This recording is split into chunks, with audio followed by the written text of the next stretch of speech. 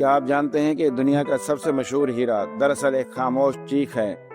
چیخ جو طاقت، لوٹ مار اور ناآبادیاتی زخموں کی یاد دلاتی ہے۔ کوہ نور یہ صرف ایک قیمتی پتھر نہیں، یہ 105 قرات کی ایک خون سے لکھی ہوئی کہانی ہے۔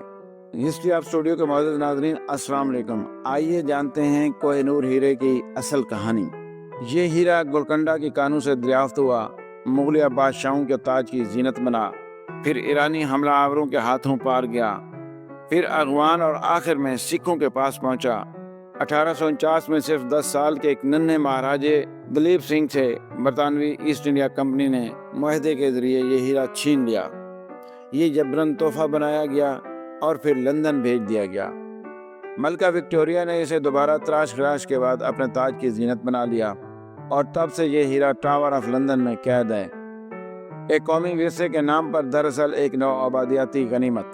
مگر اب پہلی بار برطانیہ کی زبان بدلی ہے، واپسی نہیں، صرف شیئرنگ کی بات ہو رہی ہے۔ ثقافتی وزیر لیزا نندرنگ، جو خود بھارتی نژاد ہیں، کہتی ہیں ہمارے درمیان بات چیت جاری ہے تاکہ دونوں ملک اس ورثے سے فائدہ اٹھا سکیں۔ مگر سوال یہ ہے، کیا جس چیز کو چوری کیا گیا ہو اسے شیئر کیا جا سکتا ہے یا صرف واپس کیا جا سکتا ہے؟ تو یہ اچانک تبدیلی کیوں؟ وجہ ہے برطانیہ کی کمزور ہوتی ہوئی معیشت۔ انہیں نئے تجارتی ساتھیوں کی ضرورت ہے، اور بھارت ایک ثقافت کو اب کرنسی بنایا جا رہا ہے، مفت میں دی جانے والی علامات جیسے کہ یہ شیئرنگ، تاکہ بھارت کا دل جیتا جا سکے۔ 2023 کی تاج پوشی میں ملکہ کے تاج سے یہ ہیرا نکال دیا گیا۔ یہ کوئی اخلاقی تبدیلی نہ تھی، یہ ایک سفارتی چال تھی۔ دنیا اب برطانیہ سے سوال کرتی ہے، برٹش میوزیم لوٹی ہوئی چیزوں سے بھرا ہے، اگر سب واپس کر دیں تو ان کے عجائب گھر خالی رہیں گے۔ تو اب شیئرنگ جیسے الفاظ لائے جا رہے ہیں تاکہ دباؤ کو تھوڑا کم کیا جا سکے۔ سوال یہ ہے، کیا بھارت کو اس پیشکش کو قبول کرنا چاہیے؟ یاد رکھیے، چوری کی ہوئی چیزوں کو بانٹا نہیں جا سکتا، اسے واپس کیا جاتا ہے۔ کوہ نور صرف ایک ہیرا نہیں، یہ ماضی کی وہ چمکتی ہوئی مگر زخمی تصویر ہے جو ہمیں یاد دلاتی ہے کہ آپ تاریخ کو جتنا بھی پالش کر لیں، زخم ہمیشہ چمک میں دکھائی دیتے ہیں۔ یہ ویڈیو صرف ایک ہیرے کی کہانی نہیں، یہ انصاف کی گمشدہ تلاش ہے۔ کیا وہ وقت آ گیا ہے کہ کوہ نور اپنے وطن واپس لوٹے؟ مگر یہاں ایک اور سوال بھی جنم لیتا ہے، کیونکہ آج بھی کئی ممالک اس کی ملکیت کا دعویٰ کرتے ہیں۔ ہر ملک کا دعویٰ تاریخی بنیادوں، ثقافتی وابستگی اور سیاسی نقطہ نظر پر مبنی ہے۔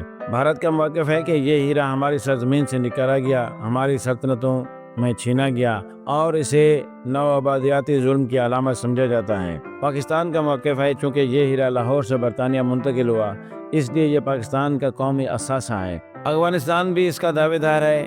افغانستان کوہ نور پر دعویٰ کرتا ہے، خاص طور پر افغان حکمران احمد شاہ ابدالی کی وجہ سے۔ افغانستان کا موقف یہ ہماری سلطنت کے بادشاہ کے پاس تھا اور ہماری تاریخ کا حصہ ہے۔